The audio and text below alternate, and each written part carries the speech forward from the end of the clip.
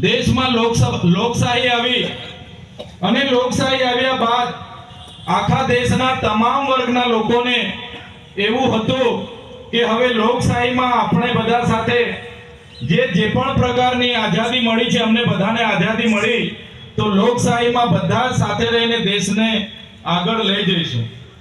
પણ સાથીઓ, જે પ્રકારે આગળના વક્તાઓએ કીધું એ પ્રકારે બાબા સાહેબે જ્યારે બંધારણ બનાવ્યું, એમની આખી ટીમે બંધારણ બનાવ્યું અને બંધારણ જ્યારે એમણે દેશના રાષ્ટ્રપતિ, દેશના વડાપ્રધાને એમણે સુપ્રત કર્યું, ત્યારે એમણે કીધું કે આ બંધારણ બીજા દેશોના કોઈ પણ બંધારણ કરતા પણ વિશેષ બંધારણ છે, જેને કોઈ પણ દેશનું બંધારણ ટક્કર નહીં મારશે એ પ્રકારનું બાબા સાહેબે બંધારણ બનાવ્યું છે.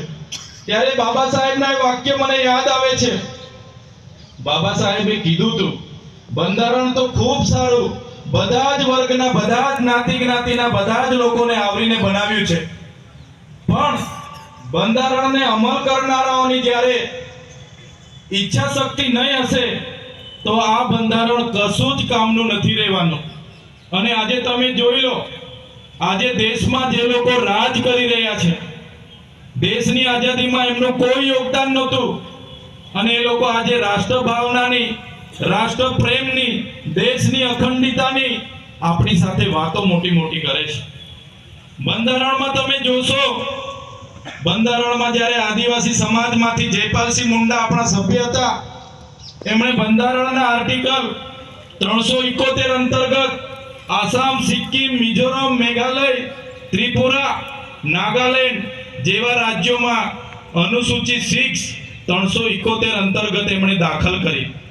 અનુસૂચિત 6 અંતર્ગત એ રાજ્યોની તમામ ગ્રામ સભાઓને સ્વતંત્ર સત્તા આપવામાં આવી, રૂઢિગત ગ્રામ સભાઓને પાવર આપવામાં આવ્યા, જિલ્લા પરિષદોને સત્તા આપવામાં આવી.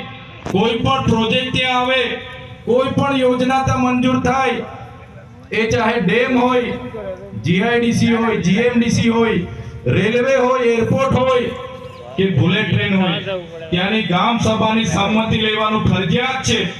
ત્યારે ત્યાં કોઈ વડાપ્રધાન કાર્યક્રમ કરવા આવે, દેશના રાષ્ટ્રપતિ કાર્યક્રમ કરવા આવે, રાજ્યપાલ કાર્યક્રમ કરવા આવે કે રાજ્યના મુખ્યમંત્રી કાર્યક્રમ કરવા આવે, અનુસૂચિત 6 લાગુ છે. વિસ્તારમાં ગ્રામ સભાની પરવાનગી ફરજિયાત લેવી પડે છે. કોઈ પણ પ્રોજેક્ટ ત્યાં મંજૂર થાય, એની જમીન સંપાદન કરતા પહેલા ગ્રામ સભાની પરવાનગી લેવી પડે, એ વ્યક્તિની પરવાનગી લેવી પડે, આ પ્રકારે પબ્લિક હિયરિંગ કરવું પડે, પછી જ ત્યાં જમીન સંપાદન થાય છે. એ પાવર અનુસૂચિત 6 માં આપેલા છે, બંધારણની કલમ 371 માં આપેલા છે. ત્યારે આજે એ વિસ્તારનો આદિવાસી સમાજ આજે બચેલો છે. ત્યારે આજે ગુજરાતમાં પણ અંબાજીથી ઉમરગામના 14 જિલ્લાઓમાં બંધારણની કલમ 244 ની પેટા કલમ 13 અંતર્ગત આપણને અનુસૂચિત 5 ની જોગવાઈ કરીને બંધારણમાં આપણને આપી છે.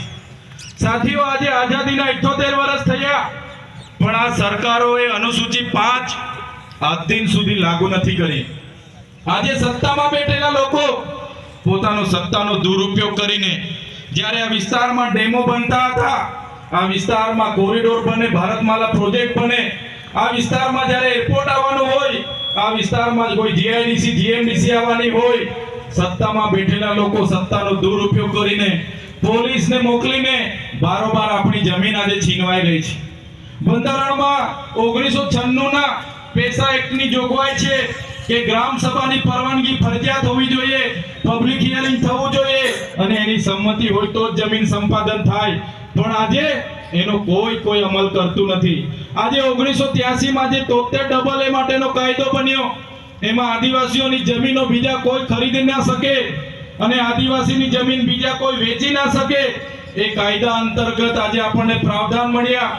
પણ તમે આજે જોઈ લો, દરેક જિલ્લાના કલેક્ટરો 73 AA ની જમીનો બારોબાર એમના દસ્તાવેજ